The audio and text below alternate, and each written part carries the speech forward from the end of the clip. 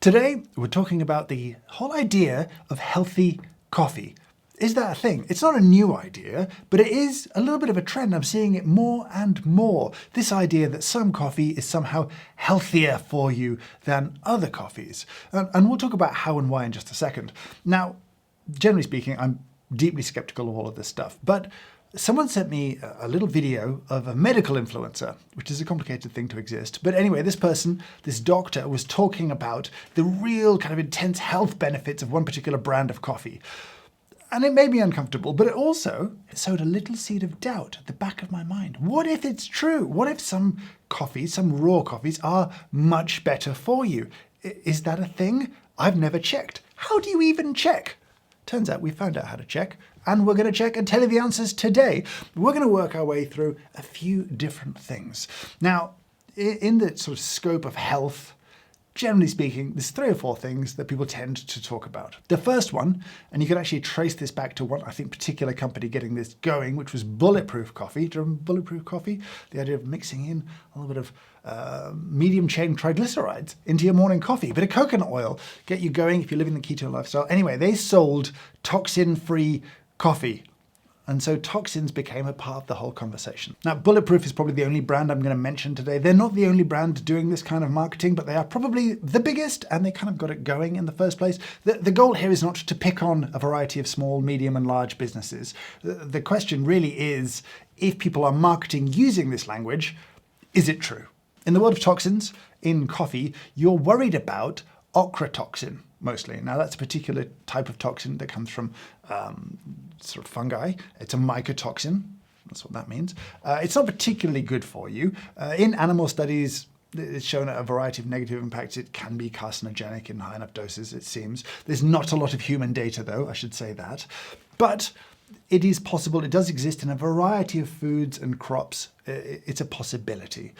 But are you poisoning yourself with ochratoxin every time you drink coffee? That was a bit of a concern, right? And so they're saying toxin-free. And when you say toxin-free, you sort of imply that everyone else is not toxin-free. I don't like that. I don't like that. It's kind of forcing people to prove a negative. And that's a bad thing, I think, to do from a marketing perspective. So we'll talk about ochratoxin a little bit more in a second. Obviously, we've got things like heavy metals. We know those are bad. As delicious as lead might be, we probably shouldn't be ingesting it in the quantities we have done in the past as humanity. Remember leaded petrol, leaded fuel? What a time that was. The 80s. And then you've got phenolic compounds that people will incorrectly, as well we know, refer to as polyphenols, right? They're the kind of healthier bit of this whole deal. And it turns out you can measure those things. So what I did is I went shopping.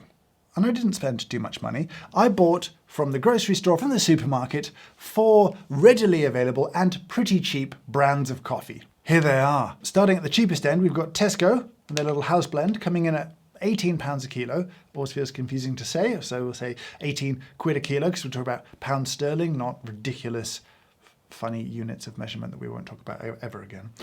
Next up, Lavazza Rosso, very, very popular. Available as a whole bean as well as pre-ground. We got the whole beans, obviously. We've got Costa's Blend here, Costa Coffee. They've been in the news quite a lot recently. And of course, to round out things, we would need a little bit of Starbucks. It's the blonde roast. It's not blonde. And then to finish off, here we have some specialty coffee. Now, these 3 are about 26 to 27 pounds a kilo. Sterling. This, just a little bit over 60. So you feel like that's a big jump. And it is a big jump, but this is a really excellent washed Ethiopian coffee that is genuinely delicious. And it's only twice the price of a kind of supermarket standard, pretty commoditized coffee. So as much as specialty is expensive, I do think it's tremendously good value for money. Okay, the testing we did was for 3 main things. We tested for ochratoxins, the toxin levels in all of these coffees. You feel like if you say the specialty is toxin-free, well, is the cheaper stuff toxic? We tested for a variety of heavy metals, and we'll talk through those in a second. And then we tested the phenolic content. Now, when I see marketing for healthy coffee, I feel like it's a kind of responsibility that sits on this channel to go and look at this in depth, because you as a consumer, you can't really practically do that. To run the tests that we've run cost literally thousands. It's not cheap to do this testing at all. And two, while you can get some testing results from some of the healthy coffee brands, you've got no benchmarks and no way of kind of analyzing that data to work out if it's meaningful to you, if it's informative, or if it's just a little bit of a distraction. And so seeing this conversation happen more and more, we want to give you that guidance and that understanding and see all the way down to actually brewing the coffee what really matters. Now, before all that, there's a short ad for this video sponsor, which is Bombas. Let me tell you a little story. 4 years ago, 4 years, almost to the day, I reached a point of great frustration in my life with socks, because I destroy socks. I just destroy socks, and I was tired of it. I was chasing my forever sock, the sock that would last me and make me happy. And so I turned to the internet, and I asked the question, I put the call out. I said, what is the answer to my problem? Whose socks do I need to be buying? And back then, that website was a useful website because over 300 people answered me. Who knew that this many people had opinions about socks? But they did. And actually, there was an overwhelming number of people who said Bombas. And so, 4 years ago, I cleaned out all my old socks, bought a ton of socks from Bombas, and have worn them pretty much every day since. If you've seen me in a video in the last 4 years, I'm probably wearing Bombas socks because they're comfy, they look good, and they last. And Bombas themselves are a purpose-driven brand. If you buy a pair of socks, they donate a pair. And actually, they've donated over 150 million essential items of clothing across 4,000 partners in the 50 states in the US. That's good. But more than that, they're just very comfy. Now, I confess that when Bombas got in touch about sponsoring a video, well, I went back to the website, had a little browse around, and they've got some new stuff, some very cozy stuff, perfect for the winter. I picked up a little set of merino wool socks. Would you like to see them? Ugh. Let me just take off my loafers. Here they are. They're beautiful, and they're very comfortable. Growing up, socks was a disappointing gift. With Bombas, that game has changed. This is a gift I want to give myself and give to others too. And if you want to give them a try, well, if you go to the link in the description, use that link, use my code, James Hoffmann, for 20% off your first order. Thank you so much to Bombas for sponsoring this video. All right, it's time for the results. And I do wonder, genuinely, if the people from the big brands who might be watching this know what the results are going to be. Because in the world of specialty coffee, I'm going to be honest with you, almost no one tests ever for any of this stuff. Occasionally, I know that we have had to test stuff that's been exported to certain places. You need a sort of phytosanitary certification, but almost no one is testing in specialty for any of this stuff, outside, I suppose, of some of these sort of healthy coffee brands that are running these tests. I think everyone feels very confident that nothing bad is in the coffee, but is there something there? Anyway, let's start with heavy metals. We have 4 heavy metals here. Arsenic, well, not really a heavy metal, I suppose, is it? What is arsenic? Is arsenic a heavy metal? Now, the frustrating thing here is that for other things, other heavy metals, we can give you the UK's Food Standard Agency's advice on sort of maximum levels. I will say that these levels here, as you see them, are very low, and the differences between them are broadly inconsequential. But what about delicious lead? Again, the Food Standards Agency say an absolute maximum of 1.5 milligrams per kilo. Here, it's quite a lot less. Again, trace of lead present in all of these samples, from the cheapest to the most expensive. What about cadmium? Again, almost none. Again, 1 milligram per kilo being the sort of suggested limit for this. All of these are well below that as well. And again, mercury, all of these have almost untraceable amounts. Like it's just not a concern. I know heavy metals have been in the press recently with things like protein bars, shakes, those kind of things, having higher quantities. You don't need to worry, I would say, about heavy metals in coffee. Now, you would argue, potentially, that no amount of heavy metals is safe, and that is true. But I would say compared to your general environmental exposure, I wouldn't worry about any of these products from a heavy metals perspective. There have been studies that have shown some coffee brands in certain parts of the world with higher quantities of heavy metals, and actually if it's in the beans, it will end up in the drink. But here, I'm just not worried at all. The data suggests there's nothing to worry about here. On to the next one, which is toxins, Ochratoxin. Because again, a number of brands have now made this sort of toxin-free coffee claim. Do cheaper brands of coffee contain toxins? And the answer, if we put them all on screen for you here, is no, they don't. Generally speaking, toxins are created in coffee in the presence of mold. Moldy coffee, you'll see it, it's disgusting. I've seen it once or twice in my entire life to see sort of moldy raw coffee. I would imagine that if you roast and brew that, it will be utterly foul and disgusting. There may be a concern about ochratoxin making its way into the very cheap of the coffee that's out there. That maybe is a concern. But there are limits for this stuff in Europe under sort of European legislation. There's none present in anything here. Generally speaking, if you're buying reasonable quality, not moldy raw coffee, I just wouldn't worry about toxins. And I would say that immediately to me says, in specialty coffee, I have zero worries about ochratoxin, like zero worries. If significantly cheaper coffees have none in there or undetectable amounts, I'm just not going to worry about specialty coffee. And that whole toxin-free thing, it does wind me up because it just feels a little bit abusive. It just feels like forcing everyone else to prove a negative. I don't like that. It also kind of falls under fear-mongering a little bit for me. And I just don't think that's healthy for coffee, ironically.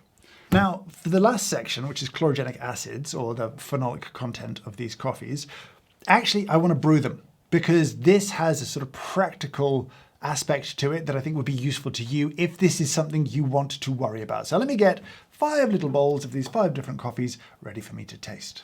Before we go any further, a quick apology to Lavazza. I've been saying Rossa wrong. I've been calling it Rosso. I'm a bad person. I didn't read the label. I'm just an idiot. I apologize wholeheartedly and without reserve. Now, we shall taste our way through these and reveal, starting with the whole bean coffee, what the CGA levels are like. Let's start at the cheapest end. Oh, a lot of roast flavor. That's a pretty dark roast. It's not sweet or complex. It's pretty spicy in a kind of bitter way, frankly, not spicy way at all. This had the lowest score in our little CGA in terms of grams per kilo, 12.8 grams of chlorogenic acids or phenolic compounds per kilo. But what about the Rossa?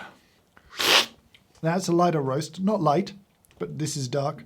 This is not as dark. Low acids, a lot of body, a lot of heaviness, a lot of woodiness, earthiness.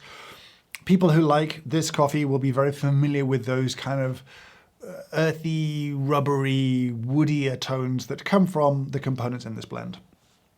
It doesn't have the bitterness of this, and it has 26.7 grams per kilo. So twice as much, actually, in here than in here. Particularly interesting, you might say, because this has got, I think, a little bit of Robusta in there. And you might think, oh, is Robusta bad? It's a lower quality species. I think Robusta actually has a higher quantity of chlorogenic acids as raw coffee than Arabica does. Doesn't mean it's a sort of meaningful, sort of big jump between the two, but that might explain some of the reasons this scores a little bit higher, even if you don't like Robusta, then it tastes a little bit worse. How is Costa tasting? Looking pretty dark. Yeah, not as dark as the Tesco, but pretty dark. I would say actually the raw materials don't taste much more expensive than the Tesco's. Just from my point of view, it doesn't taste like a fancier raw material in there. I'm not saying the Lavazza is either, actually, but like there's a bit of a price jump here and not much difference in flavor. This is, again, pretty harsh, pretty bitter. Score-wise, 17 grams per kilo. So in the middle so far. But how will Starbucks' blonde roast do? There's a little bit of taste of place compared to some of these other ones here. This actually has a little bit of complexity to it, which is quite surprising. 20.4, so not quite as good as this one here, but a little bit better. It's a pretty intense cup, and I would imagine probably designed for a little bit of milk in there, as most of these would be, you know, punching through that milk. But yeah, it's a roasty experience. Let's have a little taste of the specialty washed Ethiopian coffee. It's angel singing, isn't it? Isn't it good? Sorry, I'm going for a little bit more because that's delicious. That is just a different beverage. Compared to all these other things, if you drank these as your daily coffee, this would be so weird. If you drink this as your daily coffee, these would be not enjoyable. They're just a different thing. There is complexity, sweetness, a little bit of acidity, this texture, but it's still kind of elegant. It's very nice. I mean, great washed Ethiopian coffees tend to taste a little bit magical, in my opinion. This is definitely that. Score-wise, 45.2. grams per kilo, so nearly twice as much as this one, not quite, but like, twice as much as a few of the others. A pretty significant leap up. Is that because these coffees are grown at higher altitudes? Is that the answer to all the questions? It's a good one. The interesting thing that we did here is that we took all of the beans, we ground them at the same ground setting, and then we looked at the color of those sort of beans. And when you do that, you can convert that color to a number. And in this case, the higher the number, the lighter the coffee. And if you chart out the color and the chlorogenic acid content, you'll see there is a very neat kind of correlation between those two things. And so while the raw materials matter a little bit, because it's not a perfect trend line, there is a little bit of variation in the raw materials, ultimately, how a coffee is roasted is the primary determining factor for how much phenolic compounds it has in the beans. And then what we did, you might remember this thing. We used this in the past to do a bunch of caffeine testing. That's its primary use for us on the channel. You have a little chip that goes inside, a little bit of coffee and reagent get mixed up. It's very clever, feels very scientific. You also get from this thing a CGA reading, a chlorogenic acid reading. And so we could actually measure the beverages too. Because you might think, but a darker roast is easier to extract. And so even though it might have less in the raw material, I might get more in my brew. Again, here is the chart of sort of beverage quantities versus roast levels. And you'll see again, ultimately, roast is the driving factor. And so if you are deeply concerned about how many chlorogenic acids or the quantity of chlorogenic acids in your coffee brew, you need to look at it, taste it, smell it, enjoy it. And actually, you don't need the expensive tools and the $5 tests to do that. It's annoying how much these things cost. You can do it. You can just assess it ultimately through taste. What I would say though, is that if you really love this and you really hate this, okay, I get it. I can't argue that you should just drink this for the chlorogenic acids if you drink half the amount of coffee at the end of the day, right? Because even though this has a little bit more than half in it, if you drink 4 cups of this and 2 cups of that, you're probably coming out ahead on this thing, right? Like you still have to drink the thing that you enjoy. And so I'm not sure I would advocate for people to seek out the highest possible, chlorogenic acid, the lightest possible roasts if you don't genuinely enjoy drinking the lightest possible roasts. The juice isn't worth the squeeze, I don't think. You know what I mean? It's just find coffee you really love, and if you like this, know that, hey, a little extra benefit. It's got a little bit more of this thing that maybe feed beneficial bacteria in the gut, and maybe that's linked to some positive health outcomes. But ultimately, for your quality of life, just drink coffee you really enjoy? I don't know, maybe that's an extreme opinion to take. Let's wrap this thing up. What did we learn today? Well, I hope we learned maybe not to worry too much. If you're buying good quality coffee or even medium quality coffee, then you don't really have to worry about things like heavy metals or things like toxins in your coffee, despite what some brands would have you believe. And yes, if you're somehow trying to health max your coffee in a weird sort of way, I guess we've learned that you can chase the lightest possible roasts to have the most phenolic compounds in your cup. But ultimately, I'd rather you just really enjoy the coffee that you drink every day and maybe drink a second cup and have a good time and be happy. I'm not out to sort of try and flame the companies who are pushing the healthy coffee angle. I'll be honest, I don't like that the marketing sort of drives everyone to kind of have to prove a negative. If I started selling coffee tomorrow that was labeled cyanide-free coffee, I don't think that's cool because it sort of implies that someone out there is putting cyanide in their coffee.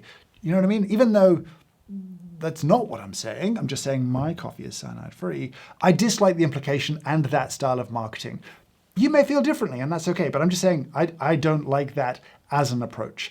And I would say that if you are considering healthy coffee, you should also maybe just consider nice, light-roasted specialty coffee if that's what you're interested in, because the overlap is pretty much identical, right, in terms of the things that you want and the things that are there. I will say, testing like this is expensive and it's not widely done. And if you really desperately care and want that level of, I suppose, traceability, confidence in the product, I could understand if you wanted to buy from a brand that has that information available and did the testing and disclosed it. a lot of the challenge for that will be that products will change, blends will change, all of that stuff, and you'd need to test every single time if that's your thing. But I don't think you need to worry about the testing. It's interesting, and I'm glad people are doing it, but I just don't seem to think it's that necessary. From my years in coffee, from what we've done today, from the money we spent on the testing and the results that we've had, drink the coffee you enjoy and don't worry too much. That's basically it. Now I'd love to hear from you down in the comments below. Have you seen some of these brands marketing to you? Did you have thoughts or concerns? Do you still have concerns that are unanswered by this video? Because I genuinely would love to hear what those are, and maybe we can see if there's a way to solve that particular problem. But for now, I'll say thank you so much for watching, and I hope you have a great day.